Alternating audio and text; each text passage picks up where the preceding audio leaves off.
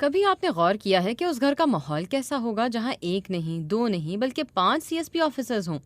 خیر، اس پر اب زیادہ سوچنے کی ضرورت نہیں پڑے گی کیونکہ یہ کہانی ہم آپ کو سنا رہے ہیں۔ آپ سن رہے ہیں ہدا اکرام کو اور یہ ہے BBC اردو کی پوڈ کاسٹ۔ پاکستان میں بدھ کو 2019 میں دیے گئے CSS کے امتحانات کا حتمی نتیجہ سامنے آیا تو کامیاب ہونے والے امیدواروں میں ایک نام ایسا بھی تھا جس کے لیے پاکستان کی سول سروس میں نوکری گھر کی سی بات بن گئی ہے۔ 5 بہنوں میں سب سے چھوٹی زوہا ملک شیر پاکستان میں سینٹرل سپیریئر سروس کے امتحان کو پاس کر کے پاکستانی سول سروس کا حصہ بننے والی اس خاندان کی 5ویں رکن ہے۔ ان سے قبل ان کی 4 بہنیں بھی CSS کرنے کے بعد مختلف سرکاری عہدوں پر کام کر رہی ہیں۔ ان 5 بہنوں کا تعلق صوبہ خیبر پختونخوا کے ضلع ہری پور سے ہے اور ملک رفیق اوان اور خورشید بیگم کی ان 5 بیٹیوں نے راولپنڈی کے کانوینٹ اسکول سے ابتدائی تعلیم حاصل کی ہے۔ یہ وہی اسکول ہے جہاں پاکستان کی سابق وزیر اعظم بے نظیر بھٹو نے بھی اپنی ابتدائی تعلیم حاصل کی تھی۔ سب سے بڑی بہن لیلا ملک شیر نے سن 2008 میں CSS کا امتحان پاس کیا تھا اور اس کامیابی نے ان کی چھوٹی بہنوں کو وہ راہ دکھائی کہ ہر 2 سے 3 سال بعد ایک بہن CSS کے امتحان میں کامیابی حاصل کرتی چلی گئیں۔ لیلا ملک شیر اس وقت کراچی میں انکم ٹیکس کے محکمے میں ڈپٹی کمشنر کے فرائض ادا کر رہی ہیں۔ اس کے بعد شیری ملک شیر کی باری آتی ہے جو آج کل national highway authority Islamabad میں ڈائریکٹر ہیں۔ تیسری بہن Sassi Malik Sher deputy executive CEO Chaklala cantt Rawalpindi ہیں اور پھر ماروی ملک شیر جو بطور ایڈیشنل اسسٹنٹ کمشنر ایبٹ آباد فرائض انجام دے رہی ہیں۔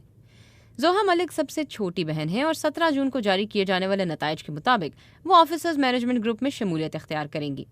زوہا نے BBC سے بات کرتے ہوئے کہا کہ بچپن ہی سے ان کی والدہ اور والد نے بتایا تھا کہ انہیں خود مختار بننا ہے اور اسی لیے تعلیم و تربیت پر بہت محنت کی۔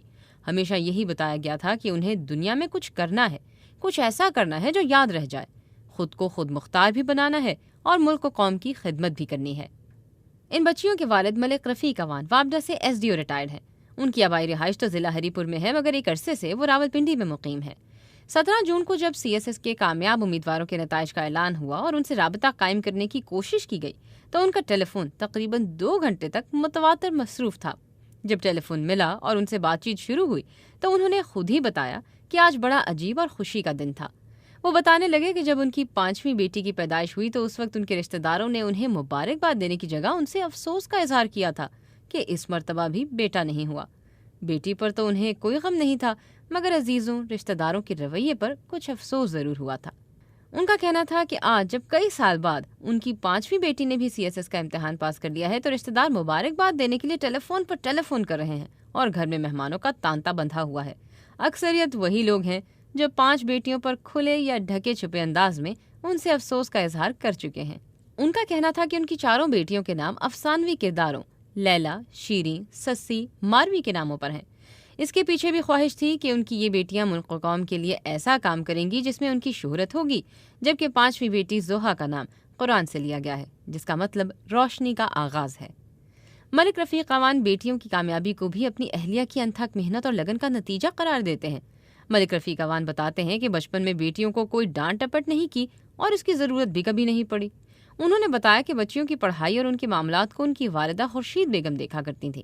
وہ خود تو ملازمت کے لیے مختلف شہروں میں مقیم رہا کرتے تھے مگر ان کی والدہ تعلیم پر کوئی سمجھوتا نہیں کرتی تھیں۔ بچیوں کی والدہ خورشید بیگم کا کہنا تھا کہ انہوں نے اپنی بیٹیوں کو بڑے طریقے سے تعلیم اور محنت کی طرف راغب کیا تھا۔